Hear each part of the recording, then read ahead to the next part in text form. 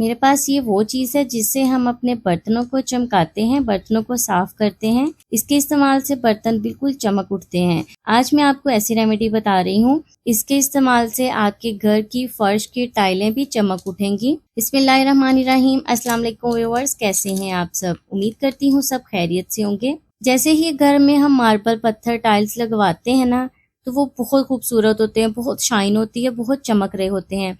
Time गुजरने के साथ साथ उनकी चमक खत्म हो जाती है। जैसे हम मर्जी सफाई कर लें, जो मर्जी कुछ कर लें, लेकिन जो टाइलों की चमक है ना, वो वापस नहीं आती। आज की जो स्पेशल रेमेडी आप लोगों के साथ शेयर कर रही हूँ, ऐसा टोटका है जिसके इस्तेमाल से आपकी फर्श की टाइलें चमक उठेंगी, बिल्कुल नई जैसी हो जाएंगी। तो स्टार्ट कर लेते हैं आज की स्पेशल रेमेडी। चैनल पर नए हैं, पहली बार देख रहे हैं तो सब्सक्राइब कर लें, और सब्सक्राइब करने के बाद बेल आइकन के बटन को दबा दें, ताकि जो मेरी मज़ीद वीडियो है ना इंटरेस्टिंग, वो आप लोगों से मिस ना हो। तो आज की रेमेडी बनाने के लिए हमें सबसे पहले चाहिए लेमन मैक्स साबुन। मेरे पास लेमन मैक्स है। आपके पास कोई भी घर में साबुन जो है बर्तन धोने वाला, कोई भी डिश सोप जो भी आप घर में बर्तन धोने के लिए इस्तेमाल करते हैं, आपने वो वाला ले लेना है। मैं ये यूज करती हूँ, इसीलिए मैंने ये लिया है। ग्रेटर की हेल्प से हमने इसे ग्रेट कर लेना है। हमें तकरीबन 2 चम्मच के करीब कोई भी साबुन चाहिए। इसे मैं कद्दूकश कर लूंगी। अगर आपको वीडियो थोड़ी सी भी अच्छी लग रही है ना, तो वीडियो को जल्दी से लाइक कर दें और अपने फ्रेंड्स और फैमिली वालों के साथ भी जरूर शेयर किया करें।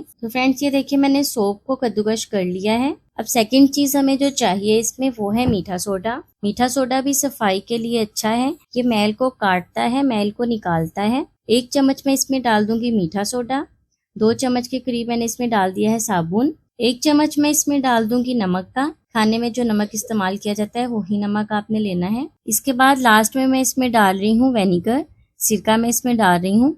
इतना सिरका डालना है कि ये एक ना क्रीमी लिक्विड टाइप आ जाए। सिरके की कोई खास क्वांटिटी नहीं है। तो फ्रेंड्स, ये देखिए हमारी रेमेडी बनकर रेडी हो गई है। आपने अच्छी तरह से मिक्स कर लेना है। जो सोप है ना, वो अच्छी तरह से सिरके में मिक्स हो जाए। आपने इसे फौरन बनाना है और फौरन ही अपनी घर की टाइल्स पर लगा लेना है। टाइल्स पर लगाएं, किचन की शेल्फ पर लगाएं, जो भी चीज आपको लगे कि वो गंदी है, ऐसी चीज जिसमें शाइन नहीं आ रही। टाइलों में शाइन लाने के लिए, चमकदार बनाने के लिए बहुत ही जबरदस्त ये चीज है जो आप लोगों के साथ शेयर कर रही हूँ। तो आपको बताती हूँ इसे इस्तेमाल कैसे करना है। आपने फौरन से इसे बनाना है और फौरन ही यूज करना है। इसे आपने बना कर नहीं रखना, ठीक है। आपने कोई भी पुराना ब्रश ले लेना है। ब्रश लेकर आपने टाइल्स की वो जगह पर लगाना है जो बहुत ज्यादा गंदी है, ठीक है। लगाने के बाद 10 मिनट के लिए आपने ऐसे ही छोड़ देना है।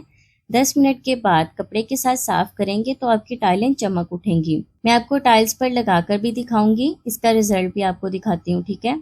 ये देखें, टाइल्स की वो जगह है जो बहुत गंदी है, जिसमें बिल्कुल भी शाइन नहीं है। आपके सामने ही लगाऊंगी और साफ करके भी दिखाऊंगी। 10 मिनट हो गए हैं, मैं इसको साफ करूंगी। देखें टाइल कैसे चमक उठी हैं।